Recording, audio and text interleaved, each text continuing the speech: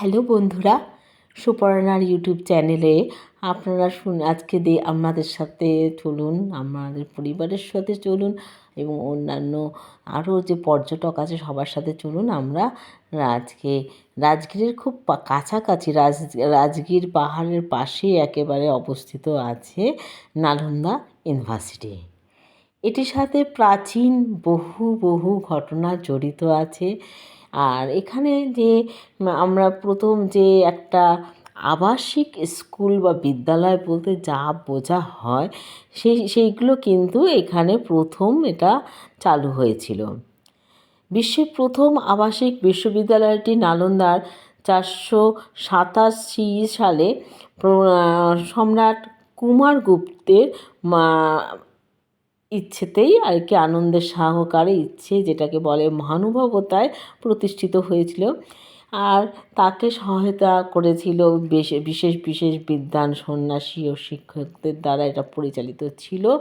1200 শতকের শেষ পর্যন্ত 800 বছর ধরে এটি কিন্তু টিকে ছিল। তারপর তো আপনারা জানেন এরা কি করে কি হয়েছে, এবং আমি যে সময় পাই আমি বলেও দেব। এটিতে 2000 শিক্ষক এবং প্রায় 10,000 শিক্ষার্থী ছিল বলে ধারণা। নালন্দাতে চীন, কোরিয়া, জাপান, তিব্বত, মঙ্গোলিয়া, শ্রীলঙ্কা, দক্ষিণ পূর্ব এশিয়ার মতো দূরবর্তী স্থান থেকে সব বাচ্চারা পড়ুয়ারা যেমন পড়তে আসতো, এবং তার পণ্ডিতরাও কিন্তু যারা পড়াতেন, অধ্যক্ষরাও কিন্তু আসতেন।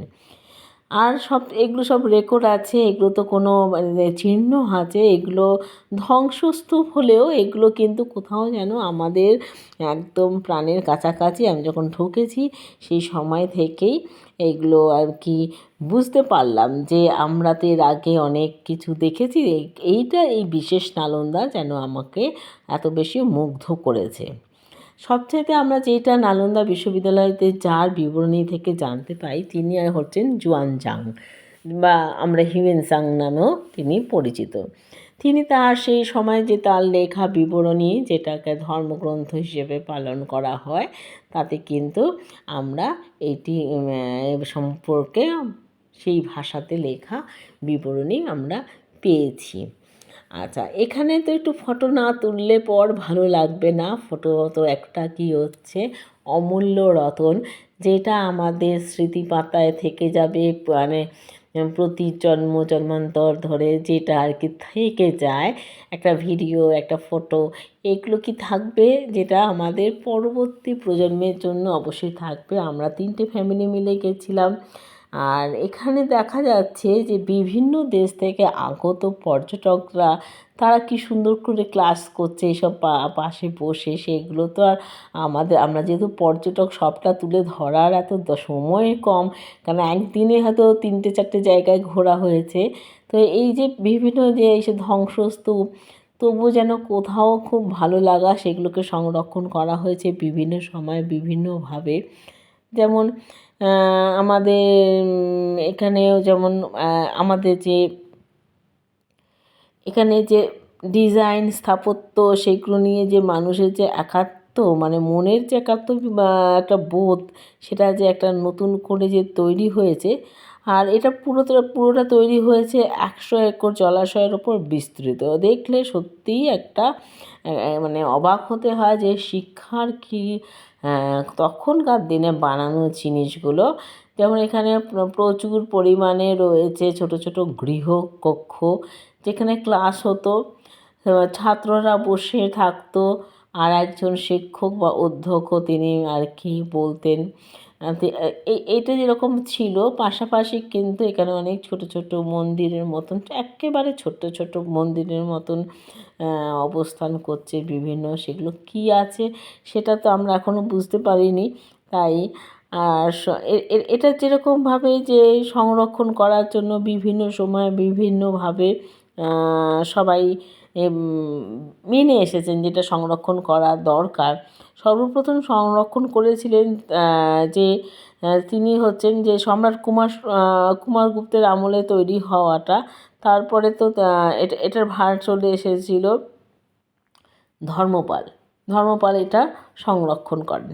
এরপরে মানে আমরা এই যে বিভিন্ন বহিঃশত্রুর আক্রমণ ঘটে টটে গেছে, দেশ স্বাধীন হয়ে গেছে, তখন আমাদের যে একজন প্রাক্তন রাষ্ট্রপতি ছিলেন মহামান্য ডক্টর এপিজে আব্দুল কালাম, তিনি কিন্তু প্রাচীন নালন্দার পুনরুজ্জীবনের প্রস্তাব দিয়েছিলেন যে এটাকে পুনঃপ্রতিষ্ঠা করা হোক, এটাকে সুন্দর করে তৈরি করা হোক। বিভিন্ন দেশ বিদেশ থেকেও কিন্তু এসেছিল, যেমন সিঙ্গাপুর থেকে, ফিলিপাইন থেকে, থাইল্যান্ড থেকে, যে এটাকে একটা রক্ষা, একটা সংগ্রহশালা সেটা আর কি করে তোলা হয়েছিল। 2017 থেকে 2023 সালের মধ্যে নতুন ক্যাম্পাসে মানে এটা একটা কাঠামোটাকে সুন্দরভাবে গড়ে তোলা হয়েছে। এবার যেহেতু পরিবারের সাথে গেছি, পরিবারের তো একটা ছবি কাম্যই, এখানে আমরা সবাই উপস্থিত আছি। আর এখানে ছোটো ছোটো যে জায়গা, আমাদের সত্যি সত্যি আসতে ইচ্ছে করছিল না, কিন্তু আমরা তখনও লাঞ্চ করিনি, 4টে বেজে গেছে, 5টা বাজতে চলছে, সন্ধে সন্ধে হয়ে গেছে, তবুও মানে বেরিয়ে আসতে এক ফোঁটাও ইচ্ছে করছিল না। এরকমই হয় যে কুমারগুপ্তের আমলে যে জিনিসটা তৈরি হয়েছিল 1200 শতকের শেষ থেকে প্রায় 800 বছর ধরে এটা টিকে ছিল, সেটা ধর্মপাল আবার সেটাকে পুনরুজ্জীবন জীবিত করে তুলেছিলেন। সেই সময় তার সাম্রাজ্যে বিক্রমশিলাও কিন্তু বিশ্ববিদ্যালয়, একটা পুরনো বিশ্ববিদ্যালয় স্থাপিত হয়।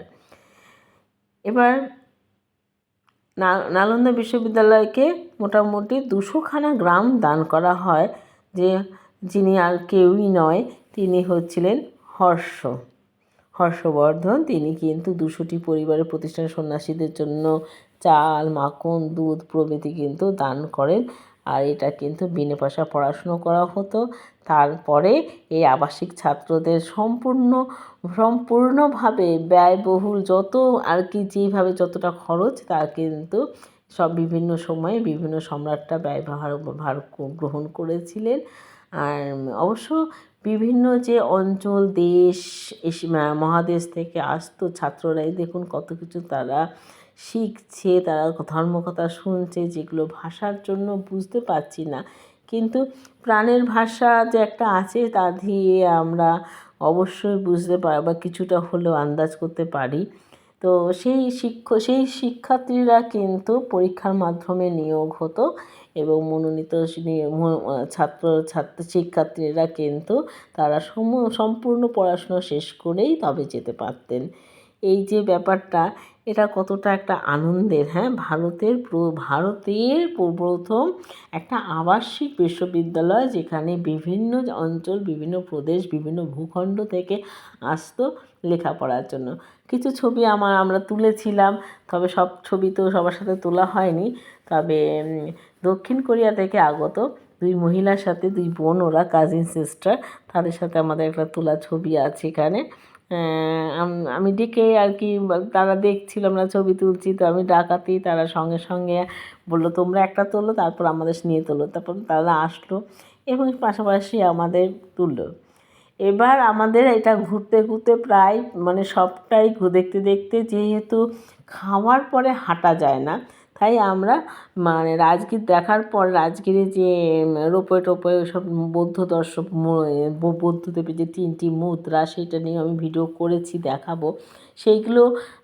করার পর তখন 2টো বাজে। এবার 2টোর বাজে, এবার খেতে গেলেই মোটামুটি 3টে, 3:30 বাজবে, সন্ধ্যা হয়ে গেলে নালন্দা ভালো করে দেখা যাবে না। তাই আমরা খাবার না খেয়েই আমরা ঢুকে পড়েছিলাম এই নালন্দাটা দেখতে। তো এইখানে দেখুন কি সুন্দর করে, মানে এই যে কূপটাকে দেখতে পাচ্ছেন, কুয়োটা, এটা লোহার চারপাশে আবিষ্ট করা আছে। ভেতরে যে কতখানি গভীর তা কিন্তু আমরা পড়ে উঠতে পারিনি, নিশ্চয়ই লেখা আছে, এখানে ম্যাপ দেওয়া রয়েছে, সব কিছু আছে।